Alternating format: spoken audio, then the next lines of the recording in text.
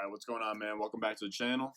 I'm Ron, and I hope y'all had a happy 4th of July, man. Today we got second-year breakout wide receivers for fantasy football in 2020. Now, these are guys that were rookies last year, sophomore receivers this year.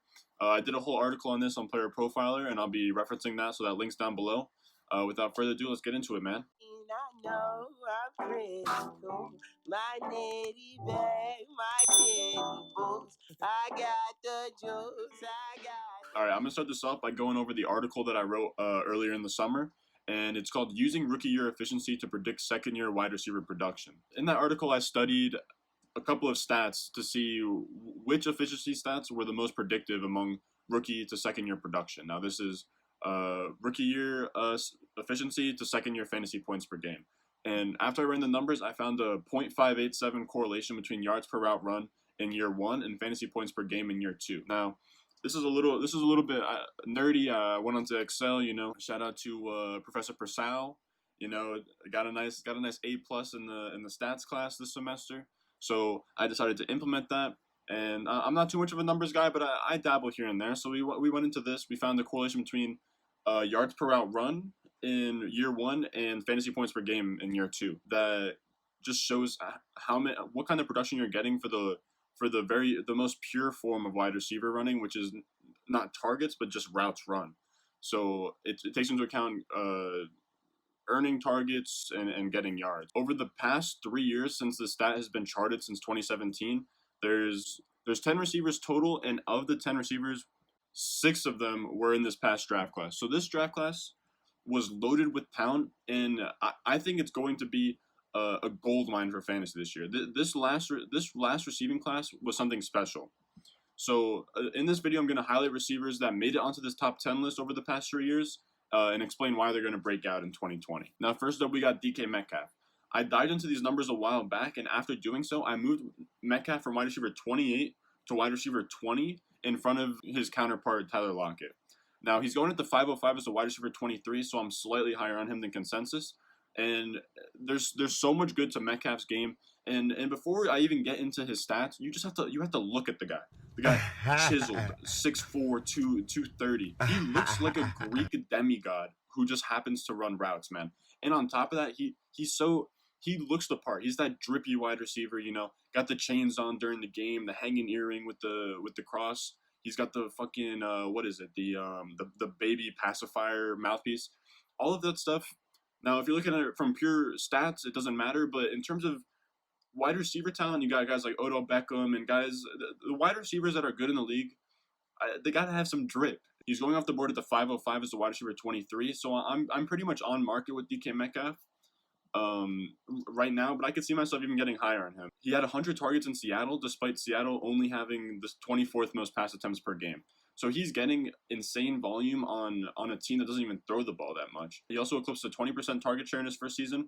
And you have to remember that you can't take stats like targets lightly, especially as a rookie. Targets are earned. It's earned to get on the field, run a route, and get the ball thrown your way. It's a measure of skill, and there's a reason why guys like Paris Campbell, Andy Isabella, they weren't earning targets and running routes. And you can say what they want. I think that they're good players, but the DK Metcalf and AJ Browns and those kind of guys, they separate themselves from the Andy Isabellas, Paris Campbells, the whatever receivers of the draft class as potential alphas in the future. If you come onto the football field and you demand a 20% target share from day one with a guy like Tyler Lockett next to you, then you're going to do well in the future in the NFL. I mentioned the list before. He was the last receiver on the list of top 10 receivers in yards per route run as rookie since 2017. But as long as you have over that 2 yard per route run mark as a rookie, then according to my projections in the article, you're gonna do great things in year 2. We know after last year, DK Metcalf is going to be a star in this year, 2, 3, 4 years down the line. But in terms of year 2, he has the profile to be an elite deep threat, and he can be this alpha receiver as soon as year 2. When you look at his profile, he's crazy athletic. He's in the 97th percentile with yards per reception. He makes big plays, man. He ran a 4.33. He has a 99th percentile 40-yard dash and everything. All the bars go crazy besides his agility score. But he says he slips, whatever. He proved last year that despite the agility that he can run routes. This is shown when you look at the the next gen stats from last year and you go and look at his route running. Now, this is week 1 where he had 4 catches for 89 yards. Now, you look at the chart and it just streaks all down the left side of the field in a couple of slants, and it's all primarily from the left side of the field because this is what he was marginalized to in the first half of the season. He was just going to line up on the left side and he was just going to run sprints all game long. Coming in, he was a little bit wrong. He's one dimensional. But when you fast forward in the season to the playoff game against the Eagles, he's miles past what he was doing in week 1. You look at it, he had seven receptions, 160 yards, and a touchdown in a game where Tyler Lockett had 4 for 68. You look at all of his routes run as a whole, there's only 2 streaks there. He's running crossing routes, out routes, he's running flag routes, he's running all kinds of routes, and he's running after the catch. This is what Julio Jones's routes run looks like. And this is what Metcalf was getting used as at the end of the season. And now this is even with Tyler Lockett healthy during these games. I'm telling you that towards the end of the season, DK Metcalf went from that one-dimensional field stretcher into the alpha in this offense, and I don't think people are factoring that in enough into his fantasy profile for 2020. All right, next up we have scary Terry McLaurin, man. Now, on that list of the top 10 since 2017 in terms of yards per route run, he's 3rd on that list. And he's behind only A.J. Brown and Hunter Renfrow. Now, Hunter Renfrow I didn't cover later on in this video, but he's a guy I love late. As a rookie, he had the 2nd most yards per route run ahead of guys like Juju Smith-Schuster, Metcalf, Mclaurin. He's a guy I love late, and I might cover him in another video for late round targets. But I wanted to talk about more relevant guys, not just late round dart throws. So with McLaurin, he was the wide receiver 27 in 0.5 PPR points per game last year. And he's going at the 607 as the wide receiver 29 this year. How is he getting drafted at a lesser spot than what he did in his rookie year? Wide receiver 27 feels like his floor, and he's going at the wide receiver 29. I'm way higher than that on him, and you'll see. Once the draft guide comes out, you'll see Terry McLaurin is going to be way above consensus. This guy is a stud, man. In wide receiver 1, he was the only bright spot on a team that was dead last in scoring. When you look at his efficiency metrics, he had the best contested catch rate in the whole league. So he was winning contested catches. He was top 12 in yards per target premium, production premium. And what those stats show is that he was efficient despite having a terrible quarterback. On a per target basis, on an overall basis, he was efficient, and what efficiency equates to is skill. The guy is skilled. He's uber talented. When you factor in him having a target accuracy outside the top 85, which is the target accuracy from his quarterback play, he far outseeded expectations as a 3rd round rookie. He had the most target share among rookies. Now, Metcalf had the most raw targets because the Redskins didn't have as many plays ran. He had a 23% target share. Now, Dwayne Haskins is the only question mark for McLaurin's upside as a wide receiver 1 this season. When you look at the splits, in the 6 games without Dwayne Haskins, Terry McLaurin had 13.98 half-point PPR points, and he was the wide receiver 3 during that time span. When you look at everything besides touchdowns, though, the numbers were quite similar. So what I think this means is really he's going to get the same amount of opportunity. It just comes down to the offense's efficiency with Dwayne Haskins.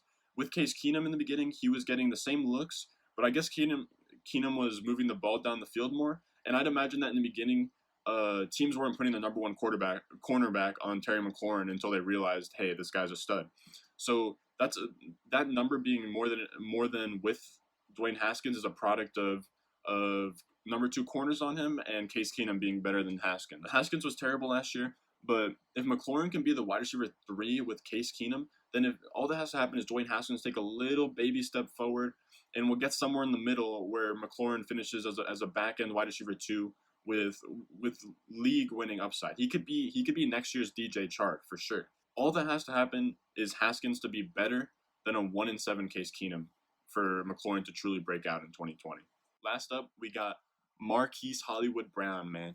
This guy's got all the swagger factor, man. Him and Lamar Jackson got the big Chuz Florida thing going on. Look, Marquise Brown, his nickname is Hollywood because he makes big plays, man. Big time players make big time plays in big time games, man. Now, when you look at his ADP, the guy's getting disrespected. The 709 is the wide receiver 32. I will scoop up that price every day. I think I have him on close to 35% of my best ball teams. This guy, you have to remember, he was a 1st round pick, and the reason why he didn't test and he has no 40-yard dash time, any of that stuff logged, is because he was hurt. So he comes into the year with a Liz Frank injury, and he still finished sixth among receivers since 2017 in yards per route run. When you look at his opportunity, he had an 18.9% target share, and now this is insane because he was only on the field for 59% of plays due to his injury. So he was earning the target share adjusted for the amount of time he spent on the field is insane. And so next year it's going to be somewhere in the mid to low 20% target share, and he's going to be on the field way more now that he's healthy with the screw out of his foot. He was also top 8 in fantasy points per route, and he was top 8 in quarterback rating when targeting. So Lamar Jackson, the best quarterback in the league, had an even better quarterback rating when targeting Marquise Brown because of what he did for Lamar Jackson. And that's crazy as a deep ball threat because you're getting a lot of incompletions when you target a receiver that deep. So now this year he's fully healthy, no more screw in the foot. He lost Hayden Hurst, and the Ravens only added Devin Duvernay. Now, I'm a big believer in listening to what the team is telling us. If the Ravens felt like they needed a better wide receiver than Marquise Brown, they would have gotten one. They would have drafted one in the first round. There were plenty of wide receivers there. They could have traded up for somebody like Jalen Reagor or Justin Jefferson or taken somebody like Michael Pittman, but they didn't. They like who they have. They like Marquise Brown, and I think they really believe that Marquise Brown can blossom into a Deshaun Jackson type wide receiver one for their offense. As I said earlier, give me the wide receiver wide receiver one on a top 5 offense in the league at a wide receiver 3 price, and I'm taking that all day. Marquise Brown is the perfect guy to just put in your flex and just take the boom weeks and win. He's going to be the guy who's going to get you 2 touchdowns, 200 yards, and on like 5 catches to win you weeks, man. The Ravens are known for running the ball a lot, but this year they're going to regress. Last year they had an insane season, and I'm not saying they're not going to be a top offense again in 2020, but you have to look for them to take a step back. They lost Marshall Yanda. They lost some key pieces on defense like Michael Pierce. They're not going to take a step back so much, but look for them to throw more in games. They were dead last in run to pass ratio, and they were dead last in pace of play. At some point, it has to revert back to the mean. They're going to throw more, and naturally that'll get Marquise Brown more looks. And I just need to see him and Lamar Jackson chilling on the sideline with the Viper glasses on. And Marquise Brown's going to ball out this year. I'm telling you, if you can get him at that wide receiver 3 range, you got to smash the button on him. He has wide receiver 1 league winning upside, man. All right, if you made it this far, I appreciate it, man. Go down below, subscribe, leave a like, comment, follow my Twitter at @RonStewart_. I'll leave a link for the article mentioned in this video down below that looks at yards per route run among rookie receivers. Be on the lookout for my draft guide in early July. I'm trying to get that. I know it's July now. It's gonna get done very soon. I'll have that link down below. That'll be like $10 per draft guide. It'll have tiers for every position. As I said, if you made it this far, I really appreciate it, and I'll see you in the next one.